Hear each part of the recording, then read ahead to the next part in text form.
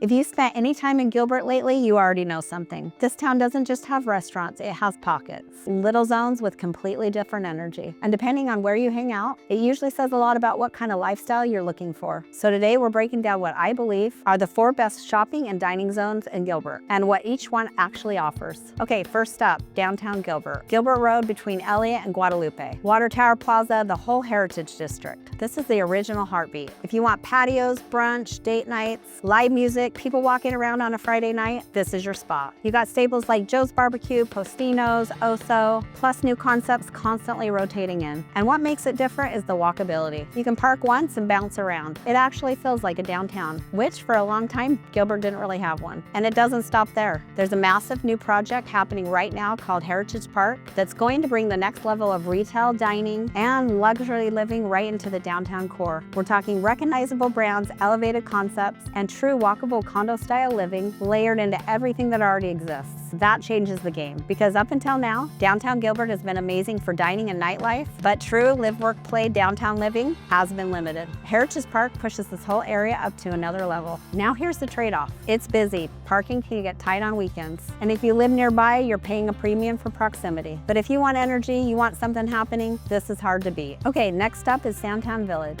Williamsfield and the 202. This is Gilbert's big retail anchor. Outdoor mall setup, major brands like Dillard's, Macy's, the Apple Store, plus restaurants like The Keg, Bourbon and Bones, and of course Grimaldi's. If you want recognizable names and everything centralized in one place, this is your zone. It's convenient, it's easy, it draws from Chandler, Queen Creek, and even parts of Mesa, but it doesn't stop there. On the west and north side of the mall, 2 brand new developments are taking shape right now. They're gonna level up this entire area over the next couple years. More elevated restaurants, more polished retail, more experience-driven spaces. SanTan Village isn't just staying a mall, it's evolving into a larger commercial hub. Now, compared to downtown, it's more commercial. Less charm, more structure. If downtown is vibe-driven, SanTan is convenience-driven, with a refresh happening in real time. Now let's shift to Higley and Ray, Epicenter and Barnone inside Agritopia. This corridor is unique because you can literally live right on top of retail and dining, and that's a rarity in Gilbert. You've got a little bit of upper end like Buck and Ryder, and the brand new Mission restaurant that just came in. At the same time, you can walk a few yards over and grab something casual at Joe's Farm Grill, hang out at 12 West, or sit down at Fire Brimstone. That contrast is what makes this area special. It feels curated and it feels intentional. And along with downtown Gilbert, this is probably one of the 2 most popular zones in town right now. It's smaller than SanTan and parking can get tight. It's not massive, but that's part of the appeal. If you appreciate design, food quality, and community vibe over sheer size, this pocket hits differently. Then you got Verde Station, Wrecker and Williamsfield. This is more East Gilbert, and this one is fine in its own way. It has a solid assortment of boutiques, dining options, some a little more elevated, some very casual. But what makes it stand out is the community feel. There are events, movie nights in the park, cornhole tournaments, festival pop-ups, and seasonal gatherings that bring families out. It has more of that neighborhood center vibe. It's not trying to compete with downtown or SanTan in scale, it's more intimate. And as growth continues pushing east, this area keeps benefiting. But the trade-off is it's still evolving, still filling in some of the bigger destination spots. But if you live on the east side, you don't have to drive across town anymore for a good night out. So what does all this mean? There isn't one best zone. There are best zones for your lifestyle. If you want nightlife and buzz, downtown. If you want centralized retail and national brands,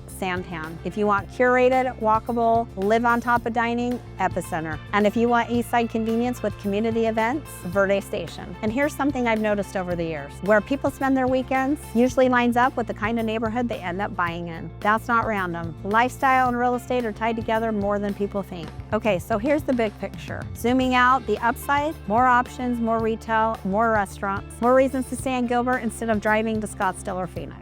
The trade-off, more traffic, more activity, less of that small town feel that Gilbert had 15 or 20 years ago. Gilbert isn't staying small, it's evolving. And depending on what season of life you're in, that's either exciting or a little nostalgic. I'm Amy Lott, a local Gilbert real estate agent. The reason I make these videos is to help you understand not just what's here, but what it actually means for your lifestyle and your home value long-term. If you're trying to figure out which part of Gilbert fits you best, drop a comment below. And if there's another corridor of Gilbert you want me to break down, just tell me and I'll put it on the list.